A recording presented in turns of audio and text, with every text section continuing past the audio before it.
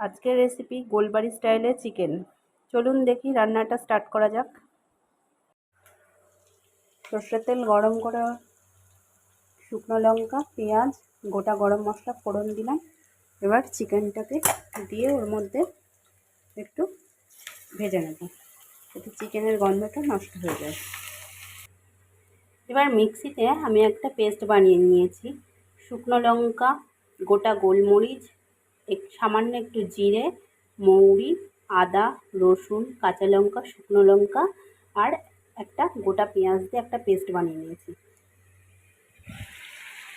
চিকেনটা একটু ফ্রাই হয়ে এসছে, এতে চিকেনের কাঁচা গন্ধটা চলে যাবে। এবার এই পেস্টটা এর মধ্যে দিয়ে দেবো।